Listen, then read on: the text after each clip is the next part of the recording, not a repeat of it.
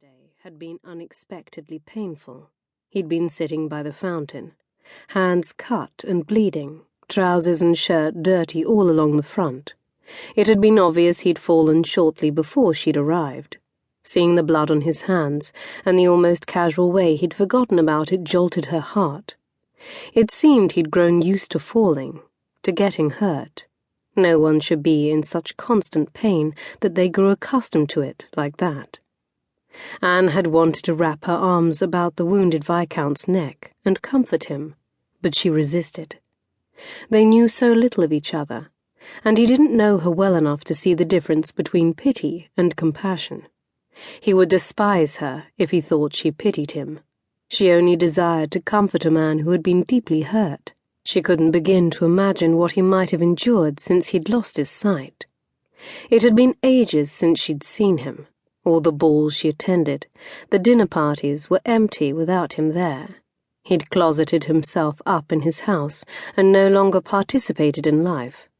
It was as though he'd given up, and something about that made her chest tighten. A man like him should be experiencing life, not closeted at home. Perhaps if they married he could find some peace, and she would ease the sting of her lonely heart by keeping him company, perhaps even easing him into some activities again. Yes, I'll convince him to live again. Why that mattered so much she didn't want to consider too deeply. So here she stood, waiting for him to arrive so they could discuss the details of their new life together. But try as she might to focus on the future, her mind kept reliving their kiss from yesterday. In all of his seductions last spring, he'd never kissed her. He'd teased and hinted about it, but she'd politely rebuffed him each time. Then yesterday he'd taken control and changed her life with one fiery meeting of their mouths. After that, Anne knew she would marry him. The hunger tinged with desperation in his kiss sent her spiraling with mirrored longing. It was as though something ancient and soul-deep had stirred to life, and she couldn't deny the urge to satisfy that hunger any longer. It hadn't been her first kiss.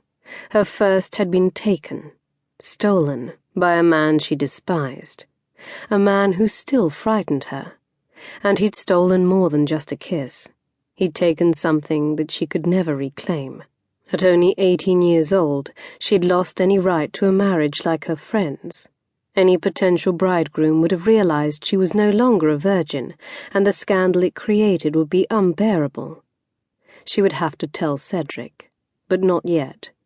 Not until after they were married.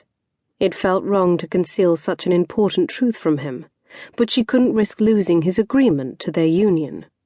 She'd learned firsthand that men had but one goal, to pleasure themselves, often at a woman's expense. But Cedric's kiss had promised something different. It had teased, then instructed, and then encouraged her to seek her own pleasure from him. He'd then said that he would only marry her if she promised to respond to him like that. He wanted a willing bed partner, a willing lover. To Anne that meant he wanted a woman who would seek her pleasure back, and not expect the man to leave when he alone was satisfied. That kiss told her Cedric would be a generous lover, one who would care for her passion in return. As nervous as she was about her future wifely duties, somehow that kiss had rekindled a fire that had died when she was 18. That was why she had agreed to do this. Horse hooves pounded on the driveway, and the clatter of carriage wheels jolted Anne out of her musings. Cedric was here. Her heart gave a traitorous flutter, and her hands trembled. She hastened away from the door and ran up the stairs to the parlour, where she checked her appearance in the small framed looking-glass. She studied her face with a frown. Her cheeks, too sallow from her grief in the past week, made her look exhausted to the point of ghoulish. With a muttered curse she pinched her cheeks, hoping to liven up her colouring. Then she smoothed her brown hair back, relieved to see the hints of gold still there when the sunlight hit it just right.